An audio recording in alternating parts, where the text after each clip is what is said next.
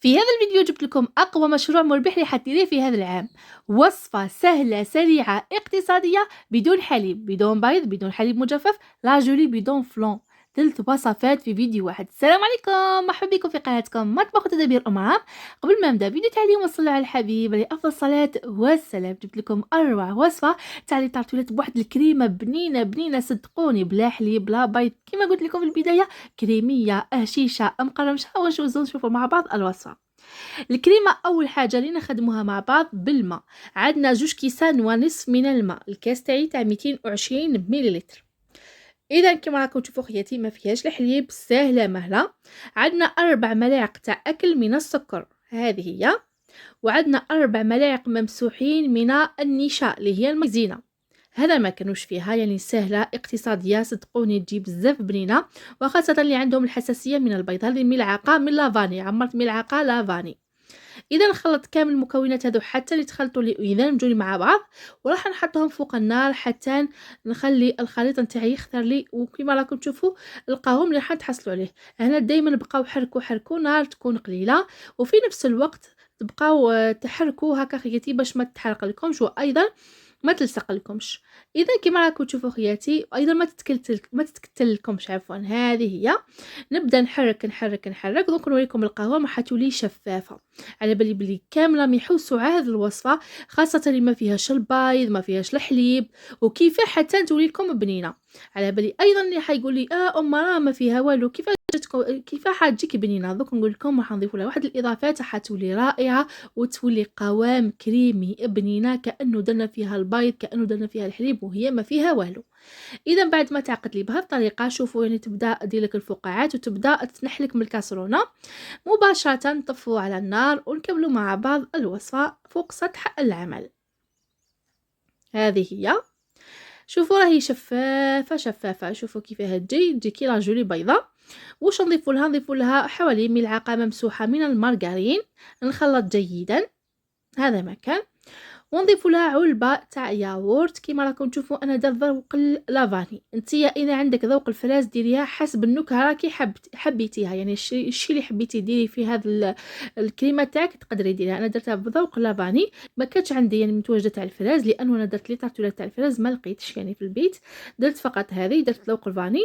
نتيا اذا عندك ذوق الفراز تقدري تستعمليها، اذا حبيتيها تجيك بيضاء ديري ذوق اللافاني ايضا. المهم تكون حلوه، ما تكونش حامضه الياغورت نتاعك. اذا كما راكم تشوفوا خياتي نحركها ايضا. راح نحطها في طبيسي يكون يعني مسطح هكا باش نفرغو يبرد لي في وقت قصير. راح نفرغوه كامل بهذه الطريقه، وراح نجيب نغطي عليها تلامس السطح تاع الكريمه نتاعنا هكا باش ما ديناش القشره اول حاجه. وثاني لما ديريها فوق سطح الكريمه تاعك باش ما ديريكش الندى تاع قطرات من الماء باش ما تحمضلكش، يعني غطيها فقط بكيس بلاستيكي غذائي. بهذه الطريقه لازم تلامسها. اذا خياتي كما راكم تشوفوا بعد ما نكملها نخليها تبرد، نكمل مع بعض الوصفه. اذا كما راكم تشوفون ندوزو مباشره نديرو مع بعض العجينه ايضا بدون بيض، سهله سريعه وتقطع لنا كميه كبيره ربي يبارك. واش عندنا في العجينه؟ عندنا 2 ملاعق مملوءه من المارغرين بهذه الطريقه. هذه الملعقه الاولى، الملعقه الثانيه. وراح نضيفو ايضا مع بعض 2 ملاعق من السكر بودره اللي هو سكر جلاس. نعطيكم مقادير كل شيء، يعني مقادير مضبوطه وايضا بالملعقه. اما بالنسبه للزيت واش نسحقوا، عندنا قرصه ملح ايضا ما تنسوهاش، وعندنا ملعقه قهوه تاع لافاني. اما بالنسبه للزيت راح نكيلكم بالكاس، ما حبيتش نكيلكم بالملعقه، حبيتو تكيلوا بالملعقه ديروا 8 ملاعق. هنايا درت ربع كاس، درت 8 ملاعق درتو في الكاس جاني ربع كاس. عندنا ربع كاس من الماء. هنايا الماء حتعوض في بلاصه البيض. قلت لكم وصفه اقتصاديه وتبداو تسيسوا عليها وتخدموها بالباتور. الوصفه هذه ما تصلح لكمش تخدموها بليد، ضروري انكم تخدموها بالباتور باش تدخلوا كميه الماء في المارغرين تاعك ويندمجوا كامل الخليط نتاعك.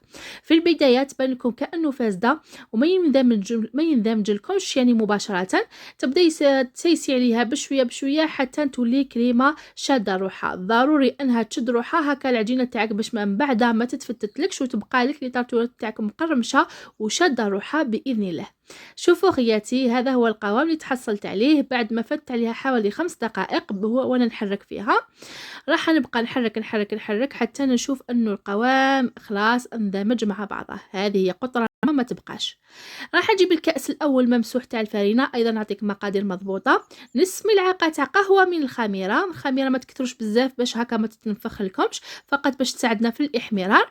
هذا هو الكأس الثاني. دائما الكأس تاعي تاع 220 مليلتر. قلت لكم هذه العجينه صدقوني تقدروا ديروها كمشروع مربح. هكا هما فارغين راح تجيك هايله بلا بيض بلا والو. الكأس الثالث دينا فقط ملعقه من الفرينه.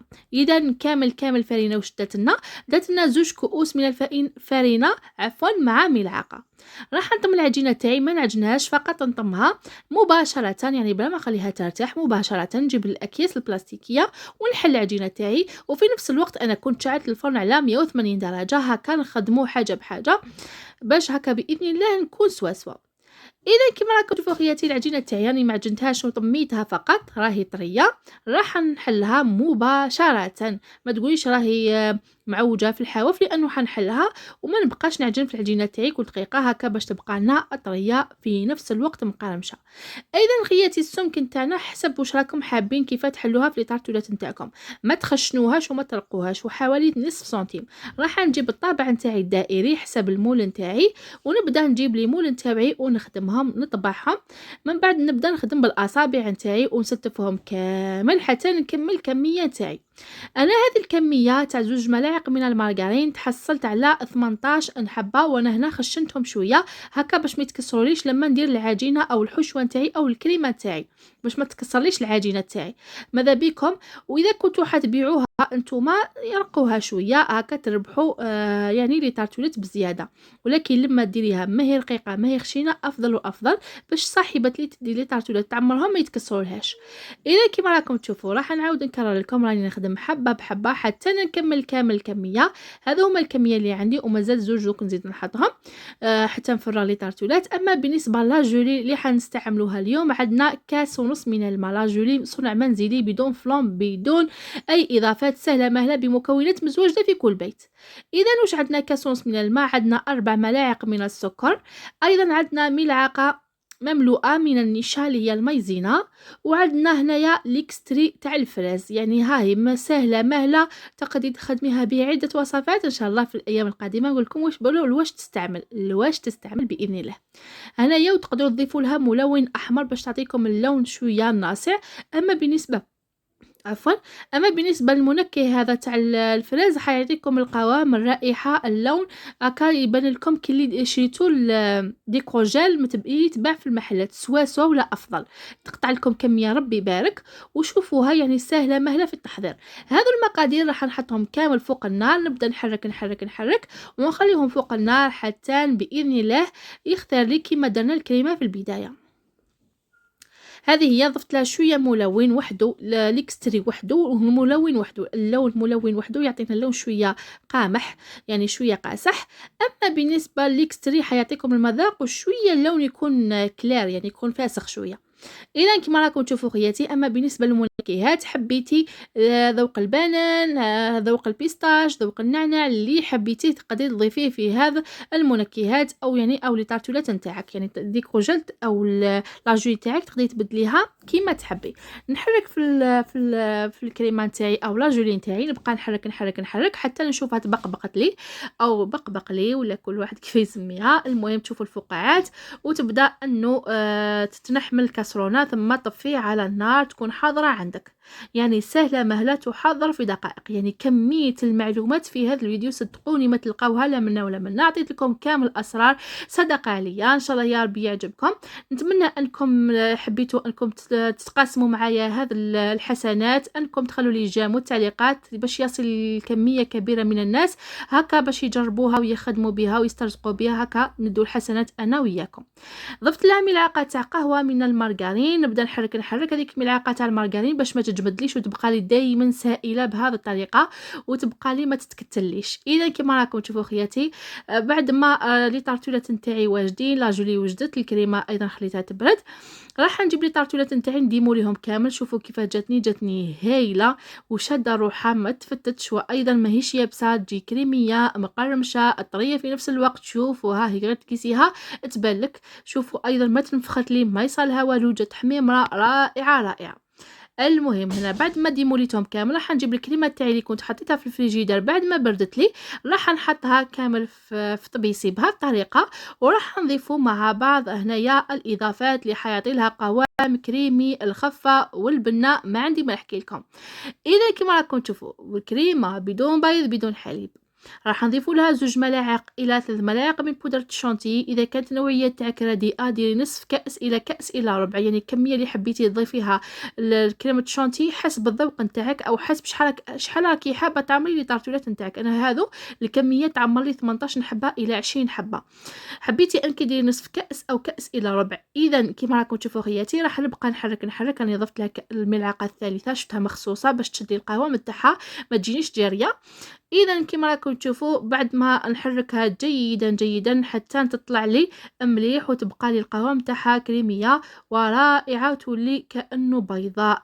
هنا كما راكم تشوفوا هاد الكريمه صدقوني بنينه تحسوا انه فيها البيض فيها كلش. هذه في خاطر يعني هذه الوصفه خيرتها في خاطر اختي زينب وهواري، لانه ما تحبش يعني الوصفات اللي فيهم البيض. على بالي يعني شحال من خطره دير في الفيديو تاعها تقول لي بلي ما نحبش البيض ما نحبش البيض او عندها حساسيه الله اعلم. المهم ما تحبش البيض في الوصفات، حبيت نديرها في خاطرها هكا باش تجربها بصحتها. وكاين بزاف الاخوات اللي يحبوا يديروا مشاريع هكا تجيهم اقتصاديه، وايضا كاين اللي عندهم حساسيه من البيض من وليداتهم ولا عندهم حساسيه من الحليب. هذه الوصفه ليكم. حتى السكر تقدروا تنقصوا كميه السكر كيما تحبوا. راح نديرها في لابوش الكريمه تاعي ونبدا نعمر لي طارتولات نتاعي هما باردين. من بعد التزيين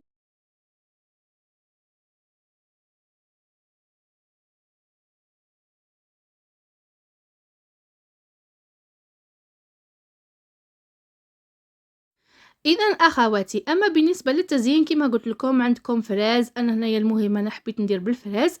عندي الفراز هنا تبداي تقسميها وتسد فيهم كامل، يعني حابه تقسميها على 4، واذا كانت الحبه كبيره اقسميها فقط على 6 هكا. ديري كل وحده ديري فيها 3 لي او 4 كيما تحبي نتيا.